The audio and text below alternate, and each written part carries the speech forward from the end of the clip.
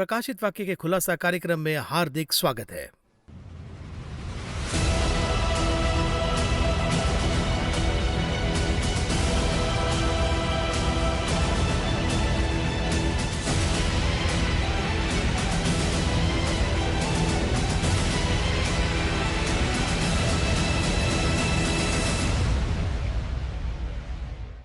Revelation के chapter 13 के 18वें वचन में 666 ऐसा 3 नंबर है।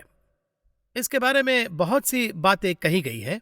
अलग अलग लोग अलग अलग तरीके से एक्सप्लेन किए हैं। But what is the right explanation? Apostle John को पैटमोस आइलैंड में परमेश्वर क्यों इस 666 को रिवील कर रहे हैं? इसका रहस्य क्या है? बाइबल क्या कहती है? इस तरह के कई सवाल है। Let's welcome Brother M.D. Jagan from Heavenly Ladder Ministries. Brother Jagan, welcome to the program. धन्यवाद। 666 बहुत ही इंटरेस्टिंग एक डिबेटेड नंबर है ये। जब हम इसके बारे में सोचते हैं तभी कुछ कंफ्यूज होने जैसा चीज़ लगातार आ ही रही है। लेकिन क्या ये विषय वाकई में डरने की है? बाइबल में इसके बारे में क्या लिखा है? How do we connect this? क्यों परमेश्वर पैटमोस आइलैंड में अपोस्टल जॉन को इसे रिवील कर रहे हैं? हमें इसे क्यों समझना है? एज अ बिलीवर हमें इसे क्यों समझना है? एज अ डिसाइपल क्यों समझना है? यही मेरा सवाल है।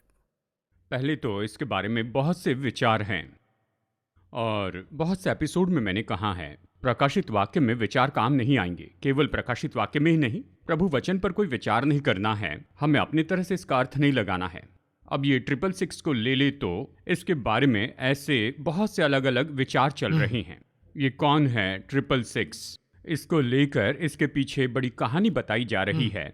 यानी ये तो एक एंटी क्राइस्ट का नंबर है, उसके नाम पर आने वाला एक नंबर है। ये नंबर जिस पर होगा वो तो एंटी क्राइस्ट के होंगे, इस तरह कहते हैं।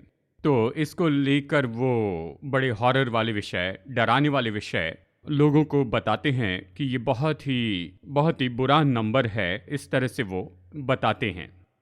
अभी अगर सच में इसके पीछे जाकर देखें तो ये तो मनुष्य का नंबर नहीं है। यानी ये एक मनुष्य का नंबर नहीं है।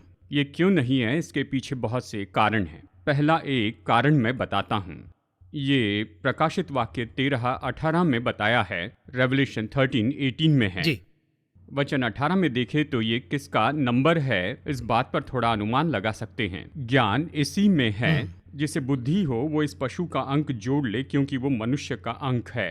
लेकिन आप उसे मनुष्य कह रहे हैं, लेकिन यहाँ पर नंबर ऑफ मैन ऐसा लिखा है, तो उसे आप कैसे भाग कर रहे हैं? बताइए जरा।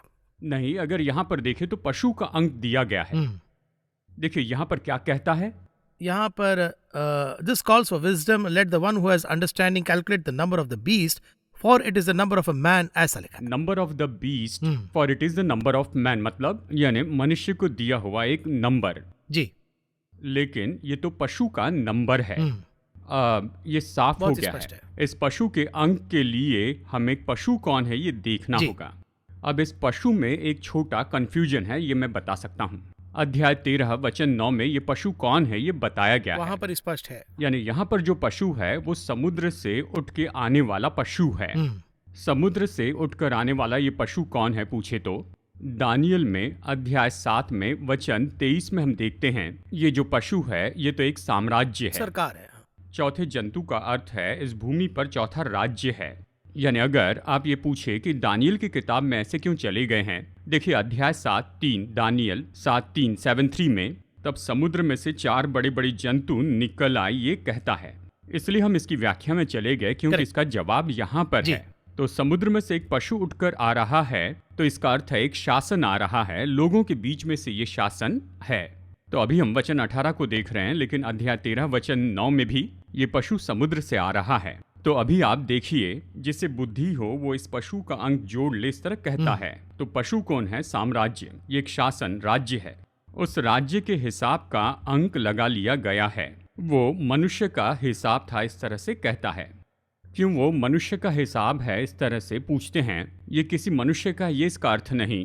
देखिए इस कैलकुलेशन में बहुत से कैलकुलेशन हैं। स्वर्ग का कुछ हिसाब इसमें है ना जी। और पशु का भी कैलकुलेशन इसमें है, मनुष्य का भी कैलकुलेशन है। जो मनुष्य लगा रहा है, मनुष्य ने जो लगाया वो 666 है, इस तरह ये इसका अर्थ है। अब उदाहरण के लिए परमेश्वर का एक हिसाब है कि एक दिन 1000 वर्ष के बराबर है, ऐसा कहता है। इसी तरह एक और जगह कहता है एक दिन एक साल के जैसे है। यहजकेल से कहता है 40 दिन तक लिट जा। 40 दिन यानी 40 साल इस तरह से है। ये भविष्यवाणी का हिसाब है। तो भविष्यवाणी का एक हिसाब है, स्वर्गीय हिसाब है। ये मनुष्य का हिसाब है। जिसे बुद्धि हो वो इस पशु का अंक जोड़ ले, क्योंकि वो मनुष्य का अंक है, यानी हम पशु का अंक जोड़ ले। अब ये जो पशु है ये तो एक साम्राज्य है, ये एक साम्राज्य का नंबर है, यही यहाँ पर बताया गया है। अगर इसका हिसाब लगाए तो ये 666 आता है, उसे टोटल करने से। टोटल करे तो फिर उस साम्राज्य के नंबर को क्या करना होगा, हिसाब लगाना होगा। ये किसी भी साम्राज्य के नंबर का हिसाब नहीं लगाते हैं, वो नंबर छोड़ दिया। उसके बाद मनुष्य का हिसाब होगा ना, वहाँ पे मनुष्य के हिसाब को लेकर वो मनुष्य कौन है, क्या वो न्यूरो हो सकता है? न्यूरो होगा क्या, यानी न्यूरो से शुरू किया, कितने भी अमेरिकन प्रेसिडेंट से शुरू करके धार्मिक नेताओं में जाके ऐसे सब के बारे में वो कह चुके हैं। तो बहुत से मिस इन्फॉर्मेशन है जी, उन्होंने इसे गलत समझ लिया है। ऐसा ही होगा कहते हैं, वचन में स्पष्ट है, एक पशु का अंक है, ऐसा कहता है। अब इस तरह से क्यों कंफ्यूजन आया, इसका भी कारण है। क्या है पूछे तो देखिए, अध्याय 13 वचन 1 में 13:1, अभी आप ये वचन पढ़ लीजिए। 13:1 में, and I saw a beast rising out of the sea with 10 horns and 7 heads, with 10 diadems on its horns and blasphemous names on its heads. और आगे पढ़िए। And the beast that I saw was like a leopard. Its देखिए यहाँ सभी beast बताया, लेकिन Hebrew में beast की एक पूरी व्याख्या दी गई है। वो क्या है पूछे तो हिब्रू में सब कुछ दो में बंटते हैं, पुरुष और स्त्री, यानी ग्लास है तो पुरुष ग्लास, स्त्री ग्लास। इसे आपने कई बार एक्सप्लेन मैंने बताया है। तो इस जगह वो बीस्ट के बारे में क्या कहता है, ही कहता है, नर पशु कहता है। देखिए मनुष्य के अंक के बारे में कहते हैं शुरू में ही। देखिए एक अनुवाद इस तरह से कहता है, ही राइज अप फ्रॉम द सी कहता है। तो वो निष्कर्ष निकालते हैं कि ये तो निश्चय ही एक मनुष्य का नंबर होगा, वो ऐसा हिसाब लगा लेते हैं। इस वजह से ये लोग क्या करते हैं, यानी जो भी बड़े बड़े लोग आते हैं, जॉर्ज डब्ल्यू बुश आए थे अमेरिका प्रेसिडेंट, उनका हिसाब लगा लिया। इस हिसाब के अनुसार 666 में आते हैं, यही वो बीस्ट हैं। ऐसे चल रहा है। मैंने एक नेशनल ज्योग्राफिक का एक एपिसोड में मैंने देखा, क्योंकि नेशनल ज्योग्राफिक एक रिकॉर्ड है, इसलिए मैं इतना कॉन्फिडेंस से कह रहा हूँ। उनका जो एक एपिसोड था, ये जो 66 का जो एपिसोड था, उसे हिब्रू का कैलकुलेशन से कैलकुलेट करके ये न्यूरो ही है, ऐसा वो एम्परर जो है वो क्राइस्ट के बाद ही है, ऐसा बहुत ही स्पष्ट और आर्कियोलॉजिकली भी प्रूव कर रहे हैं। ये प्रकाशित वाक्य हिब्रू में लिखा है, ग्रीक में नहीं लिखा है। जी हाँ, ग्रीक में पहले लिखा क्योंकि जब वो इसे लिख रहा था, उन्होंने जो अरामिक भाषा लिखी थी वो नहीं थी, ग्रीक चले गए थे। यूहन्ना ने ये पूरी तरह से ग्रीक में लिखा था। तो इसे किस भाषा के हिसाब से देखेंगे, ग्रीक से देखेंगे, हिब्रू में या हिब्रू के अनुसार देखेंगे, या फिर अराबिक में देखेंगे, या फिर अरामिक से देखेंगे। आप नीरो कह रहे हैं ना, लैटिन, रोम का राजा, तो क्या लैटिन में देखेंगे? लैटिन में रोमन के लिए 666 ही आया है, वही 666 ही आएगा। तब इसे किस भाषा के साथ कनेक्ट करेंगे? ये जो है वैसे ही हर एक के लिए अपना अपना हिसाब है, अपने अपने खुद रिसर्च कर रहे हैं, वो रिसर्च करते जा रहे हैं। अब मैं ये कहूंगा बाइबल बेस्ड, बाइबल पर आधारित है। बाइबल किसके बारे में कहती है? ये तो एक साम्राज्य का नंबर है। ये साम्राज्य कौन सा होगा अगर ये पूछे तो अंतिम समय का साम्राज्य होगा। उदाहरण के लिए रोमी साम्राज्य ही आखिर में शासन कर रहा था, जितना हम जानते हैं, यीशु मसीह की मृत्यु तक। फिर से वो साम्राज्य आएगा, इस तरह से बाइबल में बताया गया है। 7 पहाड़ों वाला साम्राज्य फिर से आएगा, रोम वापस आएगा। अब वो रोम का साम्राज्य है, इटली का साम्राज्य है। तो ये रोम यानी लैटिन के हिसाब से अगर आप देखें तो रोमी नियम इस तरह कहता है, उसके हिसाब से देखें तो 666 आता है। उस हिसाब से जो हिसाब वो कह रहे हैं, तो ये सभी इस तरह का हिसाब बताते जा रहे हैं। ये मेरा नजरिया है, कहता हूं, आपको मानना ही होगा, नहीं कहता, पर मेरा नजरिया है। देखिए ये तो एक साम्राज्य का नंबर है, ये कहता है। तो अंत में आने वाला साम्राज्य किस तरह होगा? अंत में उठकर आने वाला साम्राज्य तो एंटी क्राइस्ट का साम्राज्य है, 10 देशों का संगठन। देखिए अध्याय 17 में वचन 10, 11 और 12 में, जो 10 सिंह तूने देखे हैं वे 10 राजा हैं, तो ये सब मिलकर वो साम्राज्य बनाते हैं। तो 10 देशों के संगठन से आने वाला एक साम्राज्य, वो कौन होगा इस तरह पूछे तो ये भी है, ये ऑथेंटिक बात है, ये नेट में है, यानी इसलिए कहता हूँ इंटरनेट पर है।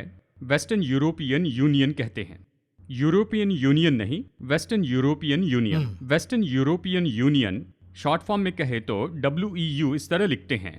अब इस WEU को देखें तो आप इसे किसके साथ कनेक्ट करेंगे? क्या इंग्लिश से इसे कनेक्ट करेंगे? इंग्लिश में देखते समय इसे किस आधार पर देखेंगे? अब हम जो ये हिसाब लगा रहे हैं, ये किस मेथड से लगा रहे हैं? आपने सुना होगा मेरा हिसाब ऐसे कहते हैं, न्यूमरोलॉजी इस तरह कहते हैं। ये न्यूमरोलॉजी किस मेथड से हिसाब लगाती है? हिंदी में ही देखिए, हिंदी में हर एक अक्षर का एक नंबर है। 7 का एक अर्थ होता है, पूर्णता। ये तो बाइबल के हिसाब से ही है, बिब्लिकली, इसलिए कह रहा हूं मैं, बाइबल के हिसाब से कह रहे हैं। लेकिन हिंदी में हर एक अक्षर के लिए एक एक नंबर है। वैसे इंग्लिश में भी है, हिब्रू में भी है। हिब्रू में हर एक अक्षर के लिए एक नंबर है। तो हर एक भाषा में हर एक अक्षर के लिए एक एक नंबर है। इसलिए मैं ये बता रहा हूं, क्या इसे ग्रीक में देखेंगे, इंग्लिश में देखेंगे, या किस तरह देखेंगे? जिस भाषा से देखेंगे उसके आधार पर रखते हैं। बाइबल कहती अंत में आने वाले साम्राज्य का ये एक नंबर है। आज मैं इसे किस तरह से देखता हूं, अगर ये पूछते हैं, देखिए बाइबल में अध्याय 17 में वचन 5 में देखिए, सबका बेस बेबीलोन ही है।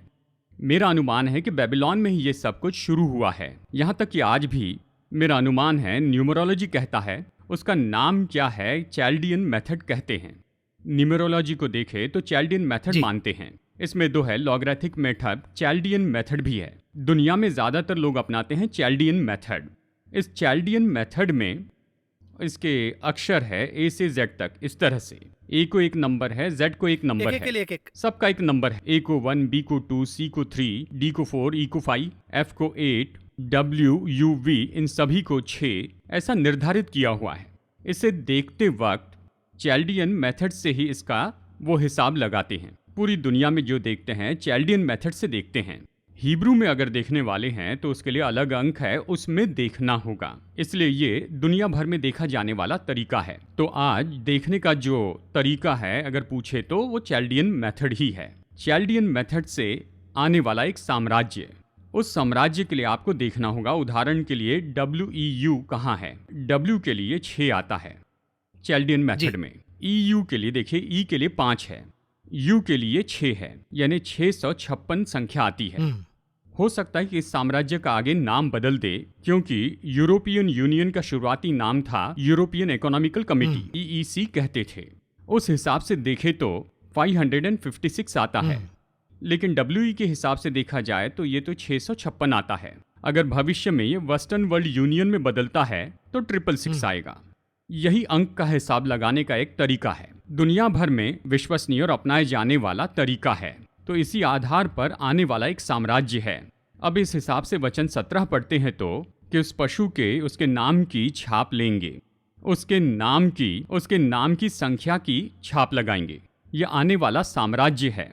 ये साम्राज्य आपको कुछ दे, ये ऐसा काम है। अब इसे कहां पर लिंक करना है? 17वें वचन के दूसरे भाग से। उस छाप को लिए बिना कोई लेन देन नहीं कर सकता है। ये किसका आधार बनता है अगर ये पूछे तो? एक अर्थव्यवस्था से, एक लेन देन से, बेचने खरीदने से ये लिंक है।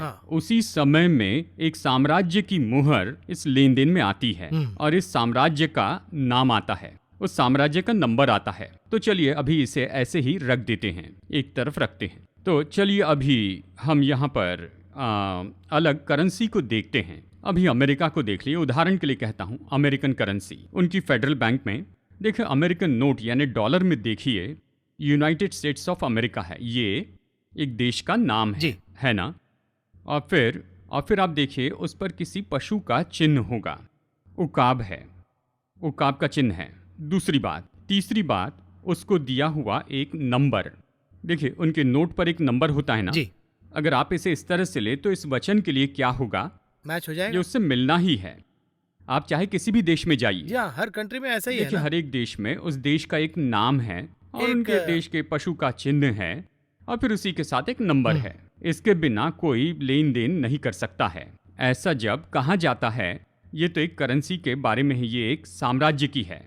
ये देश वो देश नहीं कह रहा हूँ, आने वाले एंटी क्राइस्ट के साम्राज्य के बारे में कह रहा हूँ। यानी उस साम्राज्य की एक करेंसी होगी। उस साम्राज्य की मोहर में किसी पशु का चिन्ह होगा, क्योंकि कई देश के लिए जी। उस देश की मोहर होती है। आप देखें तो उसके ऊपर पशु का चिन्ह है। उदाहरण के लिए देखिए, यूएस के नोट पर उकाब है, भारत की नोट पर 4 मुखी सिंह है, श्रीलंका की नोट पर सिंह का चिन्ह है, मलेशिया की नोट पर 2 बैल हैं। किसी भी देश में चले जाइए, 99%, 95% नोट पर पशु का चिन्ह है। नहीं है तो कोई बात नहीं। यहाँ पर यह कहता है पशु का चिन्ह मतलब एक साम्राज्य की नोट, और उसी के साथ एक नाम है, यानी आने वाला साम्राज्य और उसका नाम और उसकी करेंसी, ये सब मुख्य हैं। स्पष्ट है। ये साफ है। इसी के बारे में यहाँ पर कहा गया है। अब इसमें सबसे महत्वपूर्ण विषय क्या है? अब ये मुख्य विषय बताने के पहले ब्रेक के बाद एक छोटा ब्रेक बात लेते करेंगे। हैं। जरूर ब्रेक के बाद बात करेंगे, और उसके साथ ही एक सवाल पूछना चाहूंगा आपसे ब्रेक के पहले। मतलब हम ये सब तो कहते हैं, लेकिन हमें इसे समझना क्यों जरूरी है, क्यों ये हमारे लिए मुख्य है? मतलब कुछ लोग सुनकर इसे अनदेखा करने से बेहतर है हम इसे क्यों समझे, ये मेरा अगला सवाल है। ब्रेक के बाद हम बात करेंगे।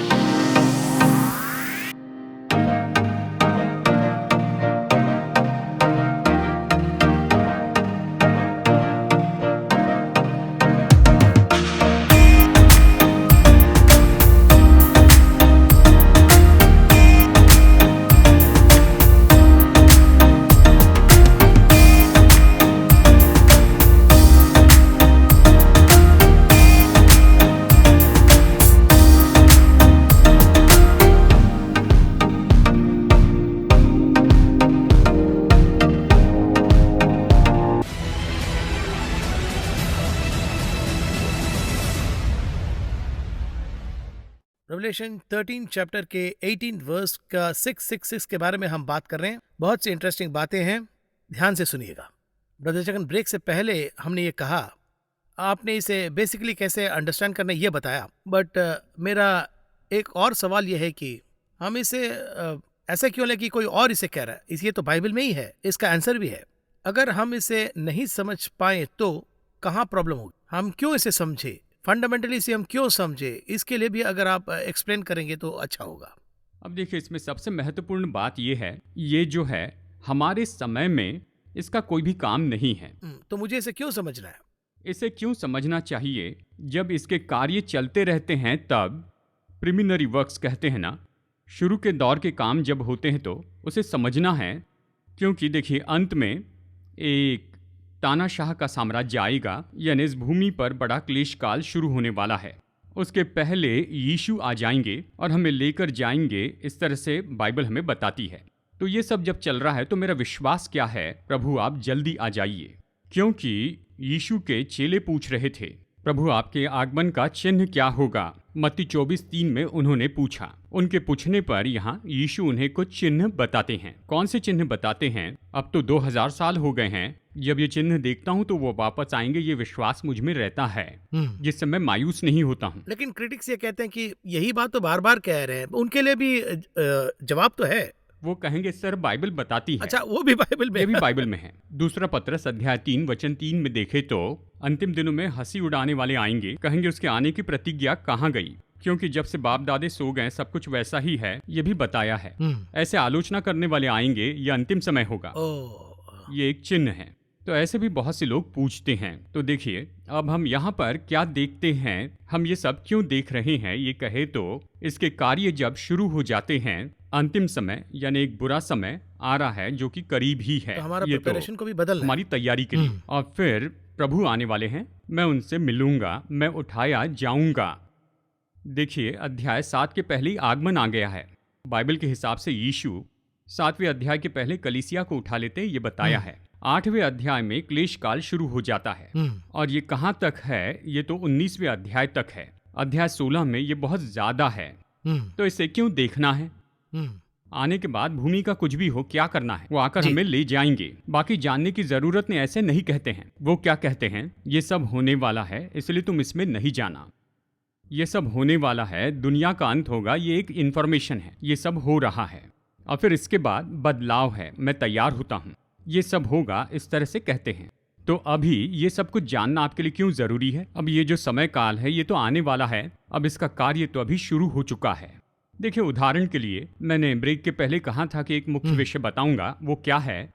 अब ये जो वचन है लगभग 1900 साल पहले ही दिया गया है। जी। हम कई बार बताते हैं कि यूहन्ना को पतमोस के टापू पर ये जी। दिया गया, तो ये सब जो है ये तो तब दिया गया था। इसमें अद्भुत बात तो क्या है, अब ये ट्रांजैक्शन वो खरीद और बेच नहीं कर पाएंगे। कौन कौन? छोटे से बड़े तक सभी लोग, सभी इसमें है। लेकिन इस ट्रांजैक्शन के लिए जो मोड यूज किया जाएगा, जो यहाँ बताया गया है, यह है टॉप में, वो ये है कि छोटे बड़े सभी को अपने दाहिने हाथ पर या अपने माथे पर ये छाप लगानी होगी।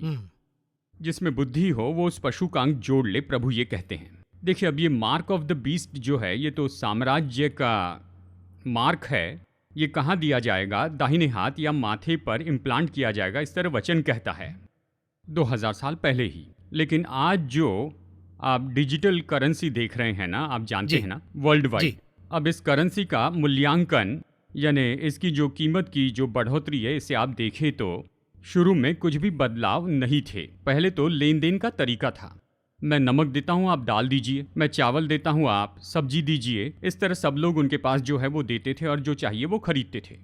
उसके बाद में यानी कुछ खरीदने के लिए पैसे देने का जो मेथड है, हम इसे अच्छी तरह से जानते हैं। यानी 400 सिक्के देकर उसने कब्र के लिए जमीन खरीदी। किसने? अब्राहम ने खरीदी। ये वहां पर शुरू हुआ। उसके बाद में ट्रांजैक्शंस, ये मेथड आ गई, बहुत से मेथड आए और यहाँ तक कि हमारे दादा दादी के समय कहते थे ये पैसों की लेन देन के बारे में, 1.25 रुपया, खोटा सिक्का, ऐसे बहुत कुछ था, ऐसे वो कहते थे। और फिर इस तरह से बदलते बदलते हमारे समय में पेपर नोट आए। जी। इस तरह करेंसी हम देखते हैं। ये पेपर नोट हमारे समय में, फिर कार्ड आ गए, credit card, debit card, ATM, ये सब। अब इस कार्ड के बारे में अभी डिजिटल आ गया है, जीपे। और देखिए इन सबसे परे जीपे जो है ये तो एक मोड है। अब इन सारी बातों के लिए बेस तो कैशलेस सोसाइटी है, ऐसा कुछ बना रहे हैं, पेपरलेस, कैशलेस, यानी आप पैसों को या नोट को नहीं देखेंगे, बस ट्रांजैक्शंस होते रहेंगे, सभी कुछ। अब देखिए इसके लिए प्रयोग जो कर रहे हैं ट्रांजैक्शन के लिए, कैशलेस सोसाइटी, नोट नहीं है, कार्ड नहीं है, शिप नहीं होगी, कुछ भी नहीं होगा। अगर आज मैं आपसे कुछ खरीदना चाहता हूं तो उनके लिए मैं आपको पैसे देता हूं। ये कैसे करेंगे? अगर ये पूछते हैं आज के डिजिटल वर्ल्ड में वो क्या लेकर आते हैं, उससे कहते हैं हमारा शरीर, हमारे अंदर बायोचिप डाल देंगे। ये कहते हैं हमारे शरीर से ही ट्रांजैक्शन सब में। अब आप देखिए पासवर्ड, यानी एक समय में देखा जाए तो मजाक के रूप में कहूंगा, एक समय में यानी मैं अगर अनपढ़ हूं, तुम अच्छे से पढ़ो, इस तरह कहकर वो अपने बच्चों को पढ़ाने वाला समय था। बुजुर्ग लोग तो कहते हैं अब जितने भी पढ़े लिखे लोग हैं जब तक अंगूठा ना लगाए वो पढ़ नहीं सकते हैं, क्योंकि आपका थंब इम्प्रेशन ही अभी सब कुछ है। राइट फ्रॉम वीजा से शुरू करें सब कुछ। यही आपका पासवर्ड है, यही आपका पासवर्ड है। क्योंकि दुनिया का कोई भी पासवर्ड तो कोई भी रख सकता है, लेकिन ये पासवर्ड कोई और नहीं रख सकता है। यूनिक पासवर्ड, ये यूनिक पासवर्ड है। अभी तो सभी के लिए पासवर्ड है, ईमेल के लिए, यानी आपके bank card, credit card, debit card के लिए, अपने फोन पर भी पासवर्ड लगाते हैं, है ना? फोन के लिए भी थंब आ गया, थंब इम्प्रेशन हो गया है। तो ये थंब इम्प्रेशन अभी आपका पासवर्ड है, यानी इन सब को अभी आपके हाथ में लाके आपका पासवर्ड बदल दिया है। तो ऑटोमेटिक अभी अंतिम समय में सब कुछ कहाँ जा रहा है, आपका हाथ ही सबसे मजबूत अंग के रूप में बदल गया है। और देखिए कई बार जिनके हाथ नहीं हैं, होता है एक्सीडेंट में हाथ चला जाता है, ऐसे लोगों को माथा एक ऑल्टरनेट प्लेस हो गया है, क्योंकि माथे के बिना कोई जिंदा नहीं रह सकता। सभी के माथे होते हैं, हाथ होते हैं, अगर हाथ नहीं है तो माथे पर उसे देंगे, यानी एक तो इधर या इधर, इन दोनों में किसी एक जगह पर। इसके साइंटिफिकल सबूत हैं। जब मैं किसी के साथ इस विषय पर बात कर रहा था तब वो टेक्नोलॉजिकली उन्होंने एक बात कही, माथा प्रेफरेबल एरिया क्यों है? अगर ये पूछे तो हमारे माथे का सेंटर पॉइंट, यानी इस जगह से आपके सैटेलाइट को कनेक्ट करने के स्तर पर, यानी एक वेव से इस तरह कनेक्ट कर सकते हैं, कहते हैं। यानी उसकी जो रेज होती है यहाँ है, डायरेक्ट आपको सैटेलाइट से कनेक्ट कर सकते हैं और उस कनेक्शन के लिए बस एक मोड ही काफ़ी होगा, इस तरह कहते हैं। यानी उस स्तर तक अगर देखें तो ये कहता है हाँ, ट्रांजैक्शन मेथड के जैसे, डिजिटल मोड के जैसे इंसान का ही उपयोग करना हमने शुरू कर दिया है। इतनी टेक्नोलॉजी और विकास, वैज्ञानिक तरह के सैटेलाइट की बातें करके अंत में कहने वाला विषय तो बस यही है। यानी देखिए, इतना कुछ है तो इस समय में परमेश्वर, विश्वास, प्रभु पर विश्वास, प्रभु आएंगे ये कह रहे हैं। देखिए, मेरे लिए आश्चर्य की बात ये है, ये सब कुछ जो है ये तो परमेश्वर ने कही हुई बात को पूरा करने के लिए ही है। 2000 साल पहले परमेश्वर ने बाइबल में इस विषय में बताया है। उसने जो बात कही उसे पूरा करने के लिए ये टेक्नोलॉजी है। हर एक समय परमेश्वर ने जो कहा उसे पूरा करने के लिए नए नए काम होते गए। उदाहरण के लिए बेबीलोन को मिटाना है ये कहते हैं, उसके लिए एक राजा आएगा और वो कोई राजा होगा, वो बेबीलोन का नाश करेगा, वैसा करता है। उसी समय में द्वीप को नष्ट करना है, उसके लिए सिकंदर आया था। लेपर्ड, जी, लेपर्ड, वो एक साम्राज्य वो था, एक तरह का सरकार, वो एक शासन था। नाश करने के लिए ये प्रभु का एक तरीका है। इससे थोड़ा अगर आगे जाएं तो वहां पर अलग समय काल आता है। परमेश्वर भूख के द्वारा या जानलेवा बीमारी के द्वारा नाश करते हैं, ये भी एक तरीका है। अंतिम समय में टेक्नोलॉजी ये एक मेथड है। इस मेथड के बारे में सब कुछ बाइबल में बताया है। अभी हम कहे तो यानी जैसे आमतौर पर हम कहते हैं ना, ये बाइबल में ऐसी संभावना नहीं है। ओबद्याह की किताब में बताया है, मैं आकाश के किसी ग्रह पर जाऊंगा और वहां पर बसेरा करूंगा और वहां से राज करूंगा। आज मनुष्य तो स्पेस स्टेशन बनाकर, इंटरनेशनल स्पेस स्टेशन ISS है, ये वहां है, वो वहां से गिरते हैं। आपने देखा 40 सैटेलाइट गिर गए हैं। अंत में एक दिन सभी सैटेलाइट नीचे गिर जाएंगे, क्योंकि बाइबल में कहा गया है हर एक चीज ऐसी ही है। और उसी के बारे में अध्याय 13, 16 से 18 तक बताया है। यहाँ पर देखे तो पाएंगे डिजिटल करेंसी जो आज है, कैशलेस सोसाइटी, इस तरह बताया है। इन सारी बातों के लिए मुख्य बात, भविष्यवाणी कहाँ पर दी गई है, यहाँ पर है, बाइबल में है। मुझे आश्चर्य हो रहा है कि इतना फ्यूचरिस्टिकली कल जो होने वाला है, कहा जाए तो इकोनॉमिस्ट को भी जो चीज नहीं पता है उसे बहुत ही अच्छी तरह से बाइबल में डिकोड करके रखे हैं। जी हाँ, इसलिए परमेश्वर कह रहे हैं कि मैंने अपने महत्व को उन्हें बताया है और वो अन्य काम समझने लगे हैं। इसके अंदर के अलग अलग विषयों को समझने के लिए काफी समय लगेगा। और इसमें एक महत्वपूर्ण बात हमने यहाँ पर कही थी, क्योंकि जिस एपिसोड में हम आए उसमें हमें बताना है अब इस पशु के चिन्ह को क्यों नहीं लेना चाहिए। क्यों बताया जाए तो एक समय में क्या होने वाला है, इस तरह से अगर आप पूछे तो एक शासन अपने नियमों के अनुसार जो भी लेन देन करनी है उसके लिए इसी ट्रांजैक्शन को वो मंजूरी देंगे, अलाउ करेंगे। उदाहरण के लिए, यानी मैं जो कहता हूं अगर आप उसे करेंगे तभी आपको पब्लिक के सामने आने का मौका देंगे। मैंने जो कहा अगर वो करेंगे तो ही चावल मिलेंगे, मैं जो कहूंगा वो करेंगे तो रोटी मिलेगी। इस तरह बहुत से शासन उन्होंने ऐसा किया। रोमी शासन, जूलियस सीजर या सीजर की मूर्ति को वहां पर रखा और सभी लोगों को वहां बुलाया और हेल सीजर कहने लगाया। कहेगा तो सड़क से जा सकता है, नहीं तो नहीं जाने देते। केवल यही नहीं, लेकिन नबूकदनेस्सर भी, उसने सबको दंडवत करने के लिए कहा। और इसी तरह से एक साम्राज्य की जो मुहर है, एक पशु, एक नंबर, इस तरह से अगर कुछ चाहिए तो इसे अपनाना होगा। यानी इस तरह से कहने वाला कौन है, अगर आप ये पूछे तो ये एक बीस्ट है, एक साम्राज्य, उसमें तो शैतान की बातें हैं।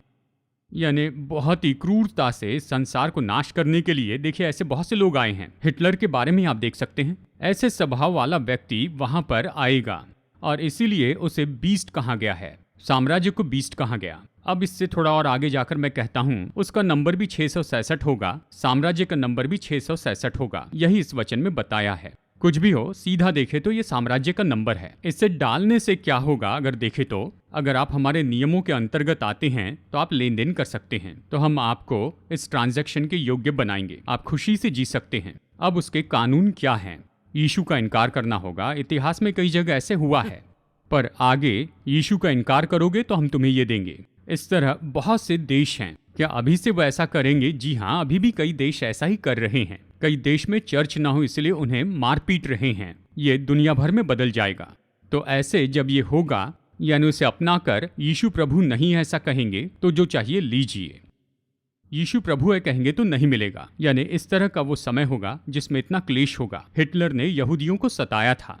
शुरू में नियम के रूप में शुरू होगा, बाद में क्रूरता में बदलेगा। यही स्थिति आने वाली है। और इसका शुरुआती दौर अभी भूमि पर चल रहा है, उसी के ये कार्य हो रहे हैं। ठीक है, अब आखिर के 1 मिनट में ये सब तो ठीक है, आपने कहा, अभी मुझे क्या करना है? ऐसे पूछने वालों के लिए आपका क्या संदेश है? इसे देखकर कहते मुझे चिप नहीं लेनी है, अगर उसे लूं तो परेशानी होगी क्या? ऐसे में मैं और मेरे बच्चे कैसे जिएंगे? तो क्या करना है, देखिए, वेरी सिंपल। ये जो घटनाएं होने लगेगी तो आपका बचाव पास में ही है, आप सीधा देख कर सिर उठाएंगे, ऐसे यीशु ने कहा है लूका 21:28 में। तो जब ये होगा तो उसकी बुलाहट आएगी। उस बचाव में जाने के लिए आपको क्या करना है, बस इतना सोचना है, ये आने वाला, इस पर सोचने की जरूरत नहीं। नहीं सोचेंगे तो भी आएगा, नहीं सोचेंगे तो भी यीशु आएंगे। यीशु के आने पर अगर मैं चला जाऊंगा तो मैं इन सारी चीजों से दूर चला जाऊंगा। यीशु के आगमन में जाने के लिए मुझे क्या करना है, रोज सोचना है, सच्चा होना है, शुद्ध होना है, विश्वास करना है। ये सब जब आप करते हैं तो ये आपको कुछ नहीं करेगा। बहुत ही सरल है। अगर आपकी इम्यूनिटी पावर अच्छी है तो कोई भी वायरस असर नहीं करेगा। अगर आगमन में चले जाए तो कोई क्लेश आपको परेशान नहीं करेगा। बस यही है। तो 666 के बारे में आपने एक्सप्लेन किया, और उसके अलावा हमें डरने की कोई जरूरत नहीं है, हमें प्रिपेयर रहना है और दूसरों को प्रिपेयर करना है। इस कॉन्टेस्ट में अगर हम जिए तो सब कुछ सही सही रहेगा, ये स्पष्ट होता है। इस कार्यक्रम में आने के लिए बहुत बहुत धन्यवाद ब्रज जगन। अगले एपिसोड में हम रेवलेशन चैप्टर 14 को देखेंगे। और भी बहुत सारे इंटरेस्टिंग विषय हैं, बहुत सी मजेदार और डेप्थ वाले सीक्रेट्स भी है। जारी रखेंगे इस कार्यक्रम